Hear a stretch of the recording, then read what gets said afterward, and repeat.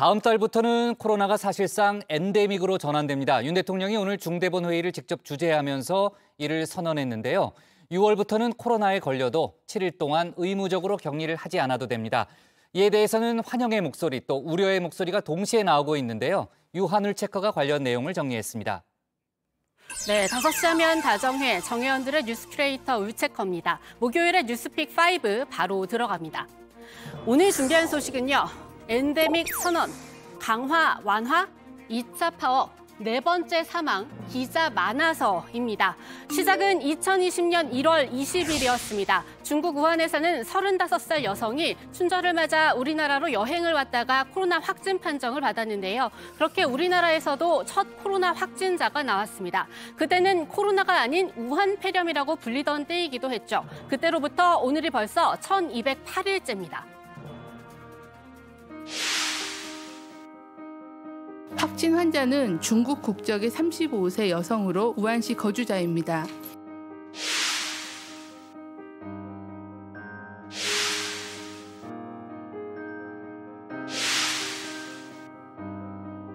마스크 착용 등 핵심 방역 수칙을 의무화하였습니다.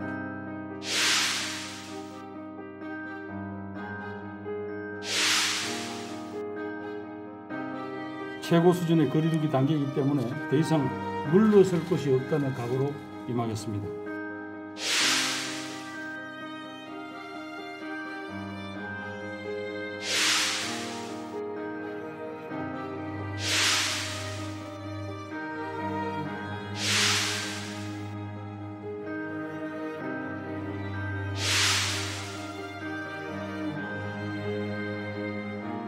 It's therefore with great hope that I declare COVID-19 over as a global health emergency.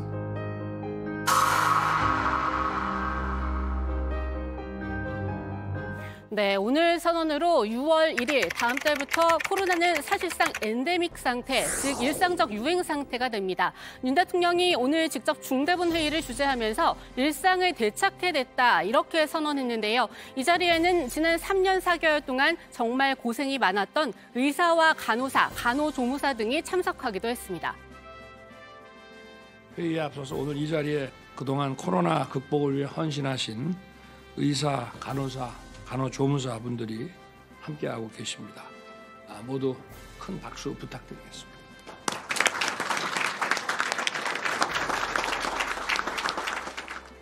네, 최근 코로나 확진자가 아예 나오지 않는 건 아닙니다. 오늘 0시 기준으로 신규 확진자는 2만 명 조금 넘게 나왔습니다. 사흘 연속 2만 명대를 유지하고 있는데요. 그렇다면 왜 벌써 엔데믹이라는 건가 궁금해하는 정회원님들도 계실 겁니다. 전문가들은 거기에 대해서 이렇게 답합니다. 네, 코로나19가 앞으로도 1년에 2번 정도는 올라갔다가 내려갔다가 하는 일들이 계속해서 이어질 겁니다. 이런 것들이 일상적인 유행이라고 하는 것이고 엔데믹의 새로운 모습인 거거든요. 조금 올라갈 수도 있는 거고 내려갈 수도 있지만 사회는 충분히 대응할 준비가 되어 있다. 이게 가장 중요한 지점이죠.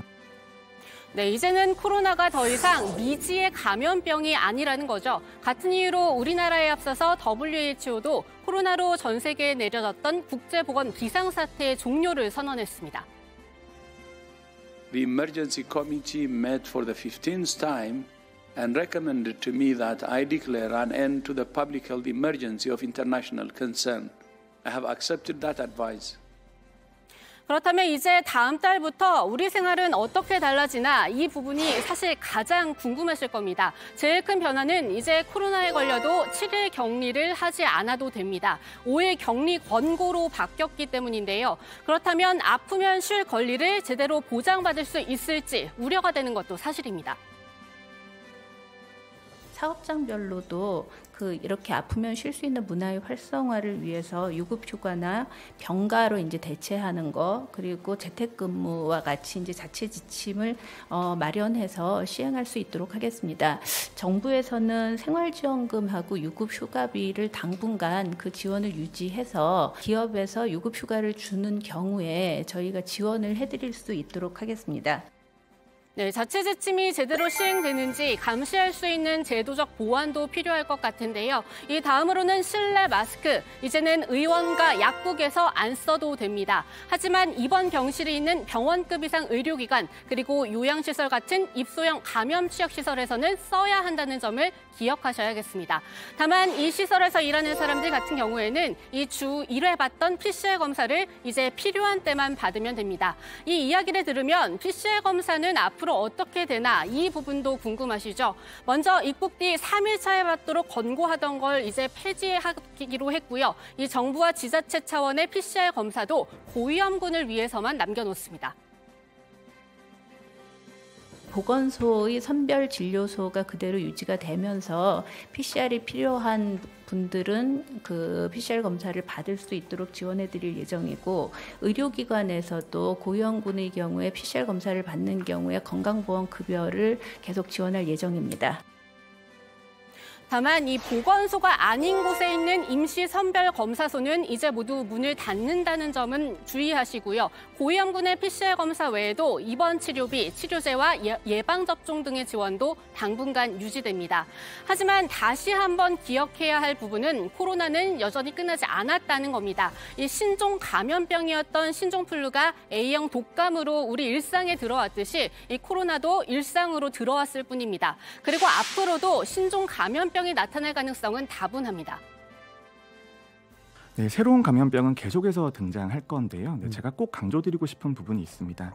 다음 팬데믹을 대응하기 위해서는 이때까지 우리가 3년 동안 해왔던 정책에 대한 평가와 반성이 좀 필요하다고 생각하고요. 새로운 감염병이 등장한다는 것은 너무나 명백한 사실이고 그때까지 얼마만큼 준비가 되어 있냐가 국민의 생명을 얼마만큼 더 구할 수 있냐의 문제가 되겠죠.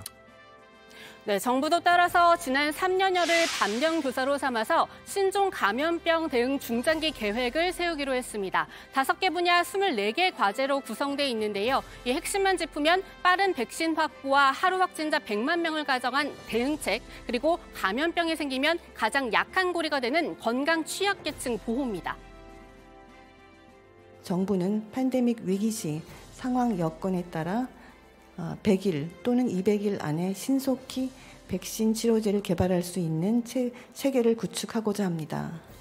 호흡기 바이러스, 출혈열 바이러스 등을 중심으로 우선순위 감염병을 선정하고 사전 연구와 mRNA 백신 기술 등 핵심 기술 확보를 통해 위기 시 신속하게 백신 치료제를 개발할 수 있도록 준비하겠습니다. 그리고 여기에는 개인과 우리 사회의 협력도 필요하다고 전문가들은 조언하는데요. 이 다정해 여러분들 그동안 정말 고생 많으셨습니다. 하지만 끝날 때까지 끝난 게 아니라는 말도 기억하시면 좋겠습니다. 미래 팬데믹은 우리가 예상하지 못하는 모습, 방식으로 올 수 있습니다. 이에 대비하기 위해서는 감염병 대응에 준비된 사회, 체제를 만드는 것이 중요합니다. 이는 정부를 넘어서 개인과 사회, 나아가 전 세계적인 연대와 협력이 없이는 불가능합니다. 두 번째 픽은 강화, 완화입니다. 대장동 의혹과 관련해 민주당 이재명 대표에 대한 첫 재판이 오늘 열렸습니다. 서울중앙지법이 이 대표의 대장동 위례개발 비리 의혹과 성남FC 후원금 혐의에 대해 공판 준비 기일을 연 건데요. 이 정식 재판이 아니라서 이 대표는 참석하지 않았습니다. 기존 국회 일정을 소화하는 가운데 진실과 법원의 시간이라고 했습니다. 이 특유의 화법이라고 할까요? 김남국을 물었는데 이재명으로 답했습니다. 자, 그 다음 질문도 아마 있을 것 같아서 조작과 검찰의 시간은 끝나고 진실과 법원의 시간이 시작됐습니다. 국민들께서 잘 살펴보시겠지만 대장동 관련해서 저는 단 한 푼의 이익도 어떤 혜택도 받은 바가 없습니다. 성남 시민과 성남시가 5,500억의 혜택을 가졌고 성남FC의 노력으로 성남시 예산 절감의 효과가 분명하게 있었다, 이 말씀드립니다. 네, 이 대표 측도 법정에서 검찰의 공소 사실을 모두 부인했습니다. 개발특혜 의혹에 대해서는 유동규 전 본부장과 민간업자들이 결탁한 사건으로 이 대표는 알지 못했다고 선을 그었고요. 성남FC 후원금 의혹에 대해서도 성남FC는 시장이 사유화할 수 있는 재산이 아니고 어떤 사익도 추구한 적이 없다고 주장했습니다. 이제 정식 재판이 시작되면 이 대표도 법정에 출석해야 할 텐데요. 최종심이 나올 때까지 지리한 법원의 시간을 보내야 합니다. 당장 내년 총선을 앞두고도 여러모로 부담이 클 텐데요. 그래서 어제 산픽에서 간단히 정리해드린 민주당의 22대 공천룰을 놓고도 말이 나오고 있습니다. 21대 때 이 벌금형 등이 확정되거나 하급심에서 유죄 판결을 받고 현재 재판을 계속 받고 있는 자라고 명시했던 부분을 빼버린 건데요. 이 당헌 80조 논란 때와 마찬가지로 현재 재판을 받고 있는 이재명 대표를 염두에 둔 것 아니냐 이런 비판이 나옵니다. 네, 공천 부적 격자 판단에서 저 내용을 빼는 대신 중대한 비리가 인정될 경우라는 문구를 넣어놨는데요. 민주당에선 저렇게 포괄적으로 넣어놓는 것 자체가 형의 확정이나 재판 과정 여부와 상관없이 이 엄격하고 철저한 검증을 실시하도록 하고 있다면서 이 기준을 강화한 거라고 항변합니다. 하지만 그렇다면 부적격 심사를 어느 단계부터 적용할지 등 여러모로 자의적 해석이 가능하다는 비판을 피하기는 어려워 보입니다. 민주당은 앞서 기소가 되었을 때에도 당직 정지를 하지 않도록 예외를 적용한 데 이어서 최근에는 유죄 판결을 받아도 출마를 허용한다는 것까지 정말 가관입니다. 민주당은 부정부패의 온상이 되어가고 있는 것입니다. 도덕 불감증을 넘어 집단 도덕 상실증에 걸렸다고 해도 과언이 아닙니다. 여기에 대해 민주당 혁신위원장을 맡고 있는 장경태 최고위원은 이번 공천룰 변경에 다음 같은 이유를 들면서 엄격하게 적용하겠다 다시 한번 강조하고 있습니다. 하지만 혁신과 어긋난다는 당내 의견도 나옵니다. 하급심 유죄도 여러 가지 사안이 있습니다. 그래서 선거법이나 그러니까 선거법이나 정치자금법이 아닌 일반 다른 이 사법 같은 경우는 벌금형이나 혹은 이 금고형 이상일 때만이 의원직 상실이 되는 등의 법적 기준들이 다 다르거든요. 지금 우리 당에 필요한 것은 중단은 혁신이라고 생각하거든요. 네. 그리고 내년 총선에서 국민들에게 선택을 받기 위해서는 누가 더 혁신할 거냐, 혁신 경쟁의 장에 있는데 그런 오해라고 생각할 수도 있는 부분들에 대해서 빌미를 주면 안 된다고 생각합니다. 네, 세 번째 픽, 2차 파업으로 넘어가 봅니다. 간호법에 반대하는 보건복지의료연대의 2차 부분 파업이 오늘 있었습니다. 지난번 파업에는 참여하지 않았던 치과의사협회도 이번에는 함께하겠다고 밝혔는데요. 여기에 따라서 동네 의원은 물론이고 치과 곳곳이 오늘 휴진했습니다. 진료를 받으려고 발걸음을 옮겼던 시민들도 불편을 겪었는데요. 의료연대 측은 대통령이 간호법에 대해서 거부권을 행사하지 않을 경우 17일에는 총파업에 나설 수 있다고 예고했습니다. 네, 다음 픽은 네 번째 사망입니다. 서울 양천구에서 30대 전세 사기 피해자가 숨진 채 발견됐습니다. 연락이 닿지 않아 집을 찾은 가족들이 발견했는데요. 전세 사기 피해자의 네 번째 사망입니다. 다만 경찰은 극단적인 선택은 아닌 것으로 보고 정확한 사인을 밝히기 위해 국과수에 부검을 의뢰했습니다. 비극적인 소식이 들려온 날 여야는 오는 25일 본회의를 열고 전세 사기 특별법을 처리하기로 합의했습니다. 오늘 네 번째 사망자까지 발생한 상황이기 때문에 조속한 그런 합의를 이룰 수 있도록 양당 원내대표가 노력을 하시기로 했고요. 그게 상임위에서 하게 되든 지도부에서 하게 되든 방법과 절차를 가리지 않고 최선을 다해서 빠른 결론을 낼 예정입니다. 네, 오늘의 마지막 픽.